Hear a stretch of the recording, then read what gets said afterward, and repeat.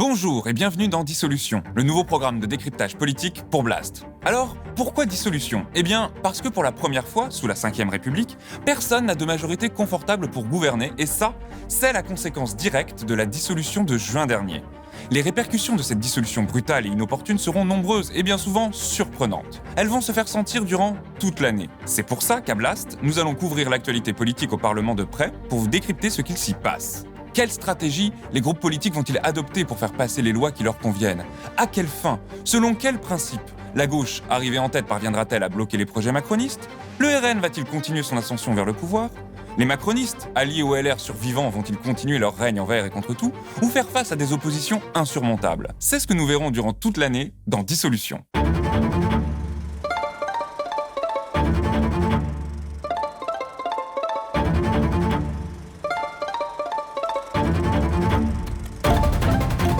Je dissous donc ce soir l'Assemblée nationale. Au sommaire de ce premier numéro de Dissolution, on verra tout d'abord en bref l'activité politique de ces dernières semaines. Après un été à procrastiner, Emmanuel Macron a enfin nommé son Premier ministre, le très droitier Michel Barnier. Cette lenteur résolue du président de la République paralyse nos institutions qui ont pourtant tant à faire après un été d'inaction politique. Cette léthargie s'est particulièrement fait sentir en matière budgétaire. Le déficit public est bien pire que prévu. Michel Barnier a déjà déclaré que les finances de l'État étaient dans un état catastrophique et qu'il ne s'interdisait pas forcément une augmentation des impôts, alors pas sur les ménages les plus modestes ou sur les petites entreprises, plutôt sur les grands groupes industriels et les classes plus aisées, mais même ça, pour le parti présidentiel, c'est une ligne rouge à ne pas franchir et qui conditionne leur participation à un éventuel gouvernement. Qui a cramé les caisses de Bercy et à qui profite la crise budgétaire ? C'est ce que nous verrons dans notre Zoom parlementaire. Enfin, on reviendra sur les échanges parfois savoureux à la Commission des finances qui font le piquant de notre vie politique dans de nouvelles rubriques. Mais tout de suite, la première rubrique, sous les radars.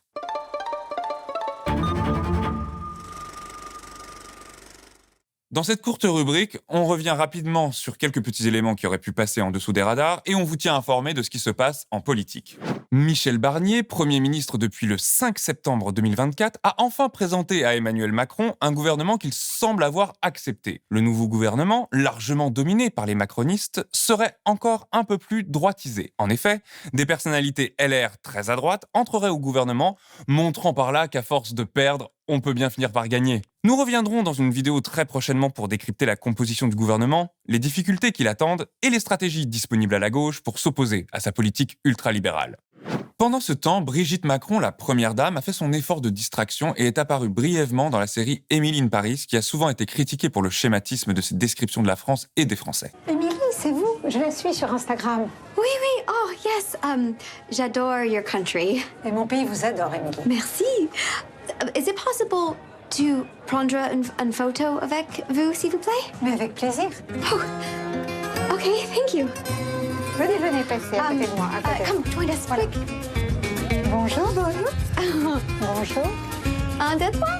Pour continuer le marathon de communication permanente mais autour des JO, Emmanuel Macron a annoncé le 14 septembre qu'il souhaitait réserver chaque année cette date pour en faire la fête nationale du sport. L'an dernier, à la même époque, il avait décidé que les élèves de 6e planteraient des arbres. Je veux qu'on ait, dès la 6e de cette année, qu'on commence à avoir des élèves qui plantent des arbres. À la prochaine crise politique, nul doute qu'il lancera la journée de la propreté en se baignant dans la Seine pour faire distraction. Un de ses ministres, lui, a été douillettement pantouflé. Bruno Le Maire partira enseigner dans une prestigieuse université à Lausanne, en Suisse. Mais avant son départ, on le retrouve tout de suite pour décrypter le jeu des macronistes avec la crise budgétaire qui s'annonce. Dans cette rubrique, on essaie d'analyser en profondeur avec vous un sujet politique important en se donnant le temps de la réflexion et de l'analyse, qui manque souvent dans les médias dominants. On décryptera pour vous les stratégies, les objectifs et les raisonnements derrière le baratin politicien. Qu'est-ce qui s'est passé ? Pourquoi c'est important ? Et à qui ça profite ? Cette semaine, on s'intéresse au déficit de la France et à la responsabilité de Macron dans tout ça. Dans une note des services de Bercy communiquée aux parlementaires début septembre, le déficit public est annoncé à près de 5,6% du PIB.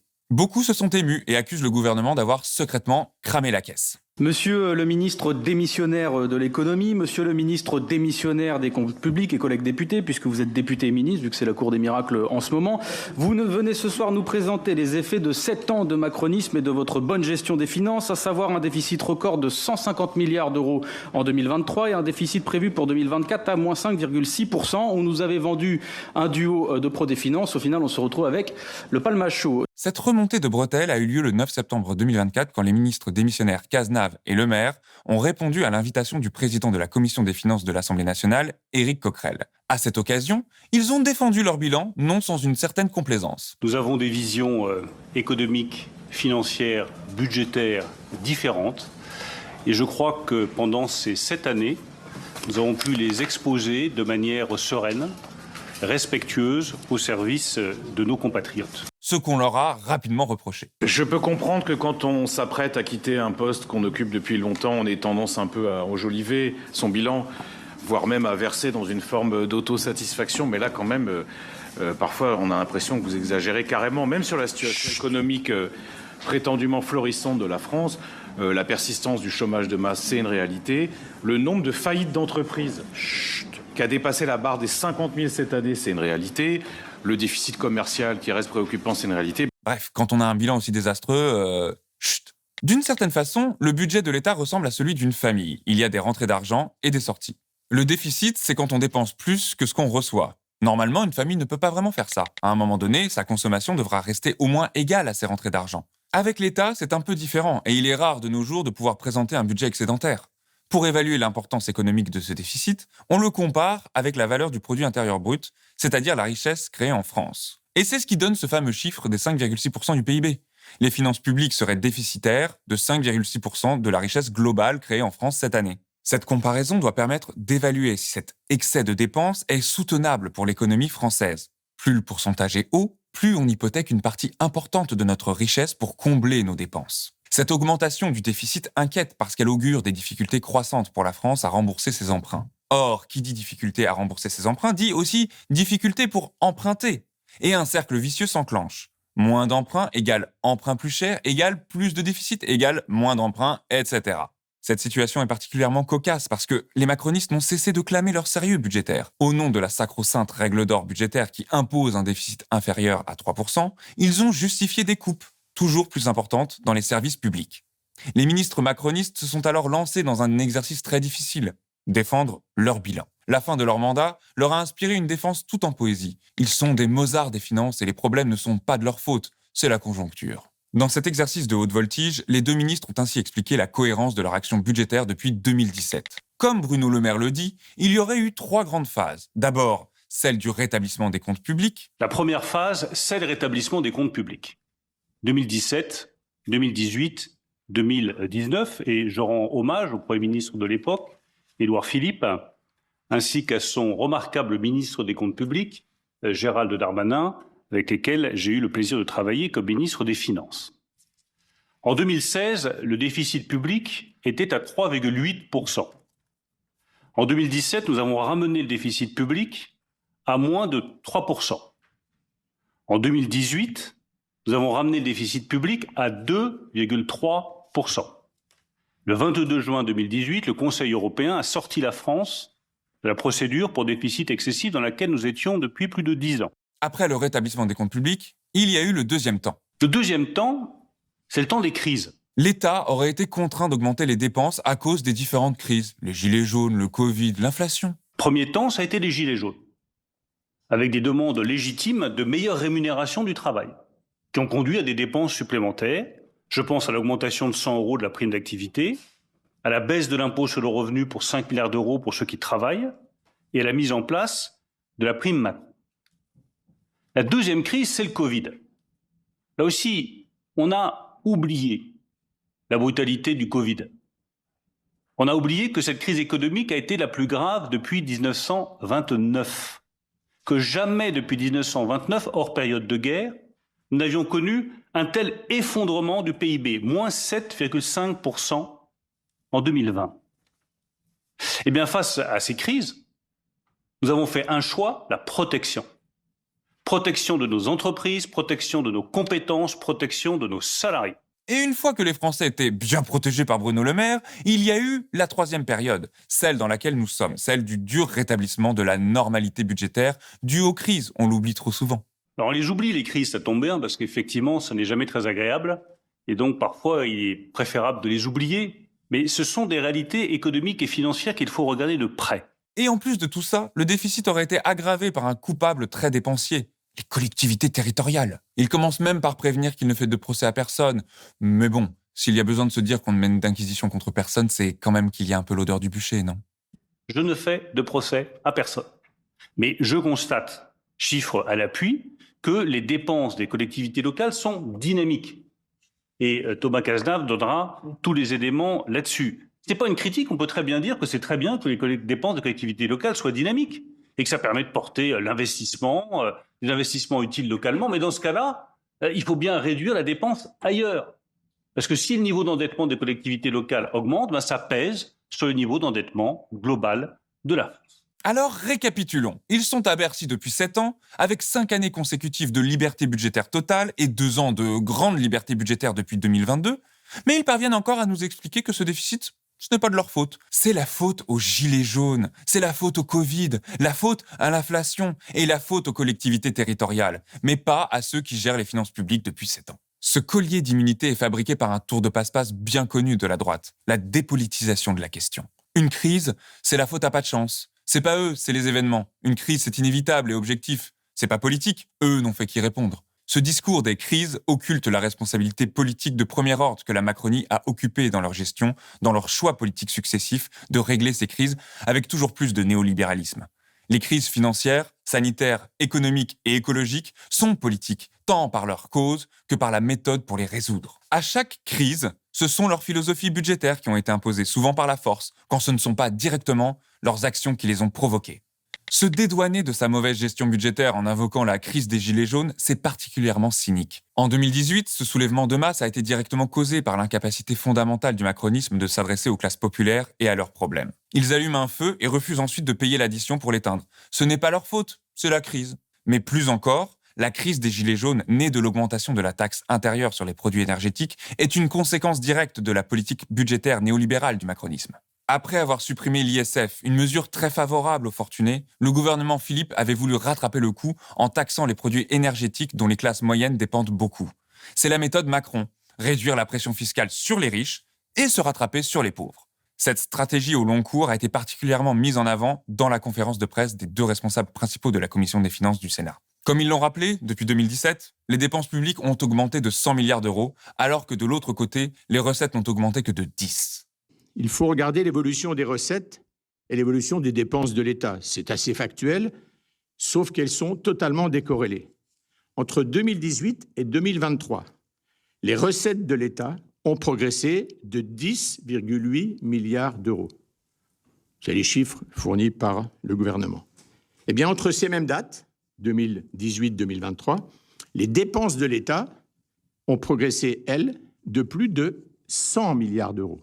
L'allègement de la pression fiscale s'est essentiellement fait sur les riches et les classes moyennes n'en ont que peu profité. Et c'est cette baisse de recettes qui crée la pression budgétaire. On gagne moins et on dépense plus. Le déficit en France, qui s'accroît depuis des années, il est dû principalement non pas à la hausse des dépenses publiques, mais à la baisse des recettes. Bien. Et la baisse des recettes, c'est une décision aussi politique. Et on retrouve ce même cynisme du gouvernement sortant à propos des collectivités territoriales.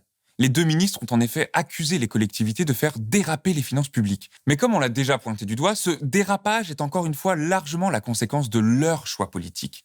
Les macronistes ont retiré l'essentiel des leviers fiscaux des collectivités territoriales en supprimant, entre autres, la taxe d'habitation. Cette taxe permettait aux collectivités territoriales d'avoir une certaine souplesse fiscale en modulant son importance en fonction des besoins financiers. Désormais, c'est un chèque de l'État qui la remplace. Et tout le monde s'accorde à le dire, c'est une compensation à la baisse. Je trouve indécent les propos que vous avez pu tenir en expliquant que finalement il y avait un dérapage avec 15 milliards d'euros lorsque aujourd'hui l'État doit, ne serait-ce que pour les allocations individuelles de solidarité, 20 milliards aux départements si je prends que cet exemple. Les macronistes ont donc réduit les ressources et la souplesse fiscale des collectivités. Et en plus, le point d'indice des fonctionnaires a été réévalué pour tenir compte de leur perte de pouvoir d'achat, de plus de 20% en 20 ans. Il faut rajouter à cela l'inflation qui touche particulièrement durement les collectivités territoriales. En effet, les collectivités dépensent beaucoup d'argent dans des secteurs où l'inflation est importante, comme le carburant pour les transports publics, l'alimentation pour les cantines et les matériaux pour les bâtiments publics. Si les dépenses sont contraintes à l'augmentation et les recettes gelées, voire réduites, c'est la garantie d'un boom du déficit directement causé par la politique néolibérale des gouvernements macronistes. Alors, que proposent les ministres démissionnaires pour nous sortir de cette crise budgétaire qu'ils ont méthodiquement fabriquée à grands coups de théorie néolibérale ? Je dis que si on veut que les collectivités locales aient des finances publiques qui soient toujours mieux tenues, il faut aussi leur laisser plus de liberté. C'est ma conviction absolue. Plus de liberté pour les collectivités locales donnera de meilleurs résultats sur les finances publiques. Quand elles se voient imposer une augmentation du point d'indice, alors même qu'elles n'ont pas leur mot à dire sur la rémunération des fonctionnaires, je comprends qu'elles se plaignent de ne pas avoir de liberté suffisante. Quand on leur rajoute systématiquement des contraintes, des règles, des normes qui ont un coût et qu'elles n'ont pas les moyens de les mettre en place, je comprends qu'elles puissent se poser des questions sur la bonne tenue de leurs finances publiques. La liberté des collectivités locales, recommandée par Eric Woerth dans son rapport, permettra de tenir les finances publiques de la nation. J'en suis convaincu, c'est ma deuxième recommandation. Sa deuxième recommandation, c'est juste du néolibéralisme. Il propose subrepticement de déréguler la fonction publique locale. La droite et le macronisme veulent en finir avec le statut de fonctionnaire territorial. Ce statut garantit l'égalité de traitement des fonctionnaires et des collectivités. Les ministres sortants veulent le modifier au profit d'une contractualisation généralisée de l'emploi territorial. Ils veulent faire rentrer définitivement le néolibéralisme dans la fonction publique. Après avoir supprimé les impôts des riches, essayé d'alourdir les impôts des classes moyennes, l'issue de cette crise budgétaire est déjà bien connue, réduire les dépenses. C'est-à-dire diminuer la solidarité et réduire la richesse effective des classes moyennes qui dépendent de la redistribution. L'hôpital public, c'est la santé de ceux qui ne peuvent pas payer les cliniques privées. L'école publique, c'est l'instruction de ceux qui ne peuvent pas payer les écoles privées. La dépense publique, c'est la richesse commune de ceux qui n'ont pas les moyens de la richesse privée.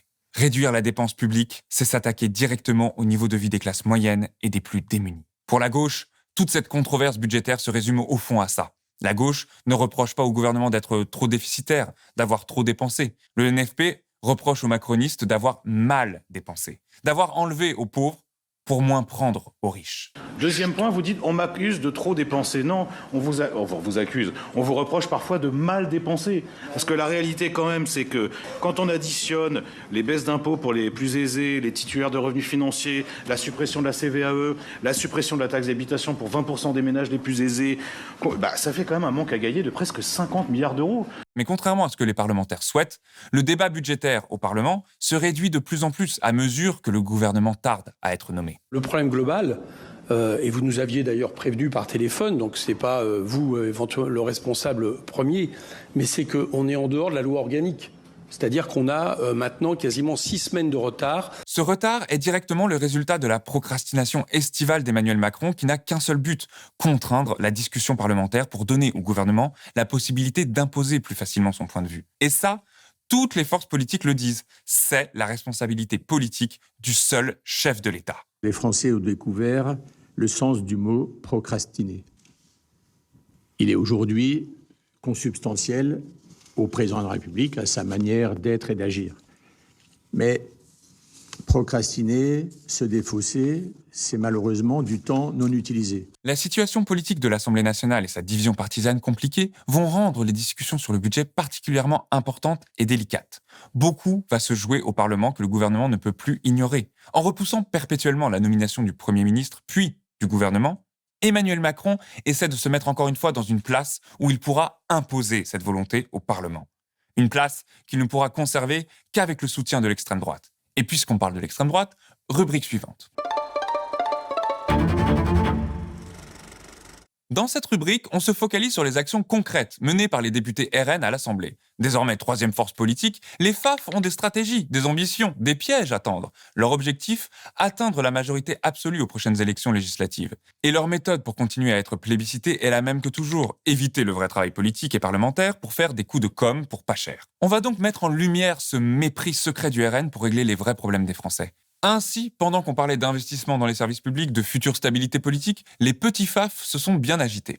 Et surprise, surprise, c'était souvent pour mouliner du vent. Le fameux Jean-Philippe Tanguy, devenu maître dans le brassage médiatique, a lancé le coup d'envoi en invoquant Tintin. J'avais l'impression, pour ne pas pleurer, je préfère rire, de voir au pays de l'or noir, Tintin, Dupont et Dupont perdus dans le désert sur leur Jeep, qui passent leur temps à faire le tour sur eux-mêmes. Ils sont perdus dans le désert, ils font le tour sur eux-mêmes, ils reviennent sur leurs traces, ils ne cessent de revenir sur leurs traces et ils pensent être sur la bonne route. Et non seulement ils pensent être sur la bonne route, mais ils font la leçon en pensant l'être. Et à un moment, ils voient un mirage, ils pensent être arrivés à destination, ils plongent et non, ils n'ont à manger que du sable. Et donc au bout de 7 ans, monsieur le maire, vous n'avez à proposer aux Français que du sable. Mais la palme de la question la plus ridicule revient à Yaël Ménaché. Au cœur des débats budgétaires où on décide de la protection sociale des Français, elle se meut du gel de la toute petite mission budgétaire consacrée à la mémoire de la Seconde Guerre mondiale, plutôt que de parler de l'assurance chômage ou de la taxation des grosses fortunes. Dans les 7 missions de l'État, 7 missions de l'État qui voient leur crédit gelé,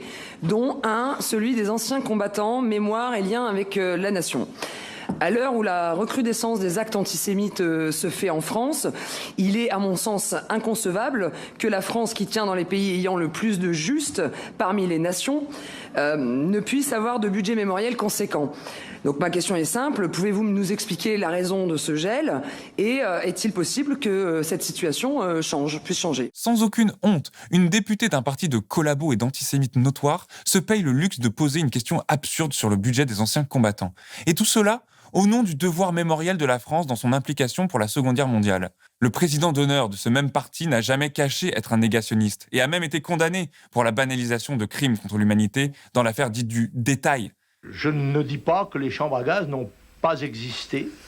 Je n'ai pas pu moi-même en voir, je n'ai pas étudié spécialement la question, mais je crois que c'est un point de détail de l'histoire de la Deuxième Guerre mondiale. Il a estimé que les chambres à gaz n'étaient qu'un détail parmi les morts de la Seconde Guerre mondiale, banalisant par là le fait qu'il s'agissait d'une extermination de masse et non d'une simple opération militaire. Et cette question de la députée Ménaché est posée justement pour essayer de se détacher de leur héritage antisémite persistant. C'est un coup de com'. Pendant que certains tentent de reprendre l'argent volé aux pauvres par les riches, le RN fait comme d'habitude, beaucoup de bruit et pas grand-chose. Agenda de ministre, dîner gastronomique, rides qui se creusent à vue d'œil. La vie de ministre n'est pas un long fleuve tranquille. Et dans cette rubrique, on revient sur quelques faux pas commis par notre gouvernement. Alors qu'ont fait nos ministres de plein exercice dernièrement ?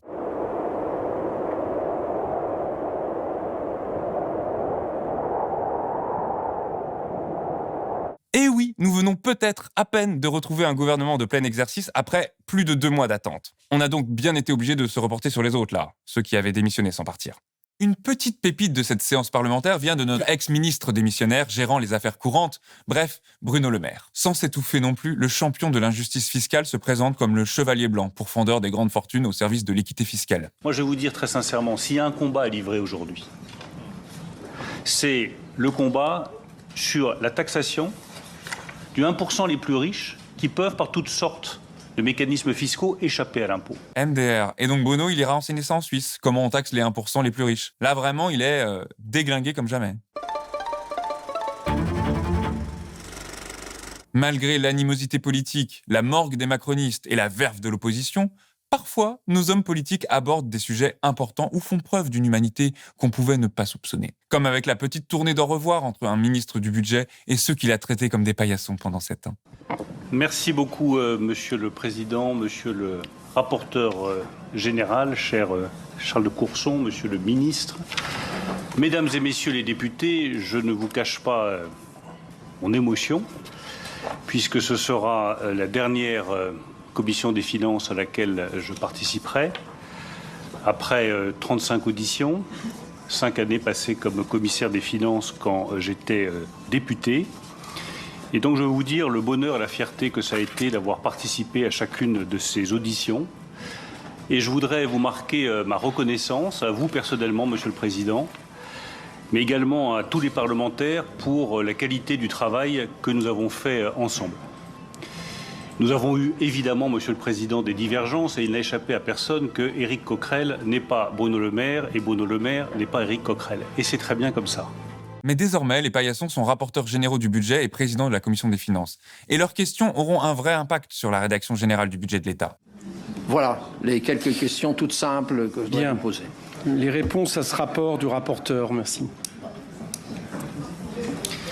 Je crois que ce qui va plus me manquer dans cette commission des finances, c'est les débats avec Charles de Courson. Surtout Charles de Courson, rapporteur général. Donc je suivrai ça à la télévision, au lieu d'être là physiquement comme je l'ai été pendant 7 ans. Ça fait sourire Bruno Le Maire, probablement parce qu'il sait que son successeur, lui, en rira beaucoup moins. Voilà, c'est tout pour les petites rubriques. Vous en retrouverez parfois d'autres, parfois les mêmes, dans les futurs épisodes. Si ce premier épisode de Dissolution vous a plu, n'oubliez pas de vous abonner et d'activer la cloche. Nous essayons d'apporter un regard un peu différent sur l'actualité politique au Parlement, surtout qu'elle s'annonce à la fois passionnante, explosive et très compliquée. On essaye de décrypter les grands enjeux politiques tout en gardant un œil critique sur ce qui se passe. Si vous avez des retours, des envies ou juste vos propres critiques à émettre contre certains politiques, n'hésitez pas à le mettre en commentaire. Dernier point, à l'heure où nous publions cette vidéo, il reste précisément 262 jours avant qu'une nouvelle dissolution soit possible. On se retrouve dans pas longtemps pour un nouvel épisode de Dissolution. Et d'ici là, on vous laisse avec une citation inspirante. Il y a une certaine idéologie répressive de la liberté dans le système capitaliste. La société devrait d'abord créer les conditions matérielles qui rendraient la liberté accessible à tous ses membres avant d'être une société libre. Elle devrait créer la richesse avant de pouvoir la distribuer suivant les besoins des individus. Herbert Marcuse, l'homme unidimensionnel. Alors oui, effectivement, moi je considère qu'il faut d'abord produire la richesse avant de la redistribuer. D'autres estiment qu'il faut toujours plus redistribuer avant même de créer.